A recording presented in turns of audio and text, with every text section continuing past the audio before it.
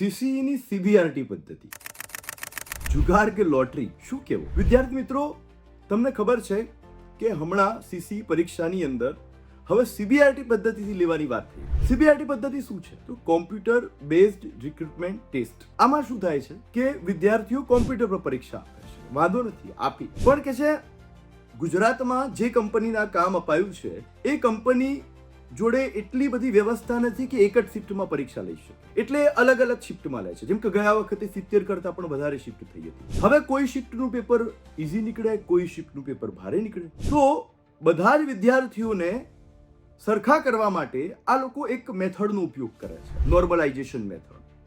અને આ નોર્મલાઇઝેશન મેથડની અંદર એક મેથડ છે ઇક્વી પર્સન્ટાઇલ મેથડ, એનો ઉપયોગ થાય છે. આ મેથડમાં શું થાય છે કે જો તમને એવો પ્રશ્ન આવડ્યો છે કે જે બીજા બધા વિદ્યાર્થીઓને અથવા તો કોઈને નથી આવડ્યું, તો તમારા માર્ક્સ વધી જાય છે. પણ જો ઈઝી પ્રશ્નમાં તમે લચ્છો માર્યો છે, તમે એને ખોટો કરીને આવ્યો છો, સહેલો પ્રશ્ન, તો તમારા માર્ક્સ ઘટી જાય છે. ગયા વખતે સીસી અને ફોરેસ્ટ સીબીઆરટી પદ્ધતિથી લેવાયા હતા, નોર્મલાઇઝેશન થયું હતું અને એની અંદર 30 થી 35 માર્ક્સની વધઘટ થઈ. 30-35 માર્ક્સ કઈ નાની સૂની વાત થોડી છે. અહીંયા તો 0.25 વિદ્યાર્થીઓ કોઈ હોદ્દા ઉપર જતા અટકી જાય છે અને તમે વિદ્યાર્થીઓની કારકિર્દી સાથે મજાક રમી રહ્યા છો. જે કોઈ પણ આઈએએસ આઈપીએસ ઓફિસર હોય એમણે આ બધું વિચારવું જોઈએ.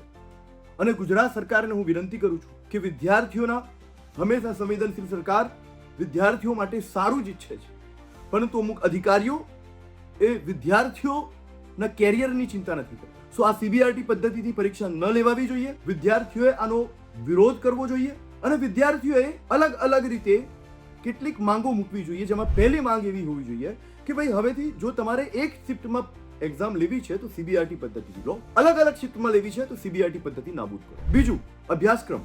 આમ તો સીબીઆરટી પદ્ધતિથી લેવાની છે એવી શંકા તો મને તો ત્યારે જ થઈ ગઈ હતી જ્યારે અભ્યાસક્રમમાં 90 માર્ક્સનું મેથ્સ રીઝનિંગ આવ્યું. કેમ કે આવી કંપનીઓ જોડે ગણિત અને રીઝનિંગના તૈયાર પ્રશ્નો પડેલા હોય છે. અને હું એમ કહું છું કે વર્ગ 3ના વિદ્યાર્થીને જ કેમ તમે આટલું બધું ગણિત અને રીઝનિંગ ભણાવી રહ્યા છો? જે મામલતદાર કલેક્ટર તમારે લેવાના છે, ડીવાયએસપી લેવાના છે, એમના અભ્યાસક્રમમાં આટલું બધું મેથ્સ રીઝનિંગ નથી.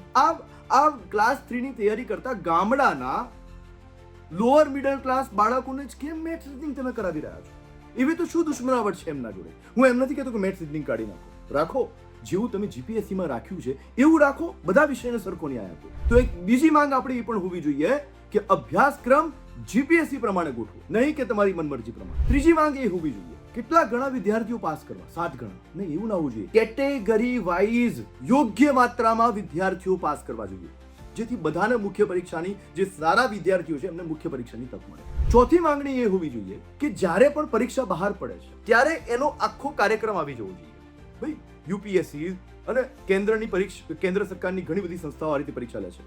નેટ વાળા, જીસેટ વાળા ઓલરેડી આપી દેશે કાર્યક્રમ કે ભાઈ અમે આ નોટિફિકેશન છે, આ તારીખે અમે પરીક્ષા લઈશું, આ તારીખ સુધીમાં અમે રિઝલ્ટ આપીશું. મુખ્ય પરીક્ષા લેવી હોય તો એ પણ આપીશું. સો આ પણ વિદ્યાર્થીઓની માંગ હોવી જોઈએ. અને પાંચમી માંગ એ હોવી જોઈએ કે અધિકારી બદલાય એમ અભ્યાસક્રમ ન બદલાવો જોઈએ. ભાઈ તમે એક અભ્યાસક્રમ નક્કી કરો અને નક્કી કરો કે એને અમુક વર્ષો સુધી તમે એ જ અભ્યાસક્રમ રાખશો, જેથી કરીને વિદ્યાર્થીને તૈયારી કરવાની ખબર પડે. વિદ્યાર્થીઓ, સીબીઆરટી પદ્ધતિ એ ખરેખર ગુજરાતના વિદ્યાર્થી સાથે અન્યાય છે.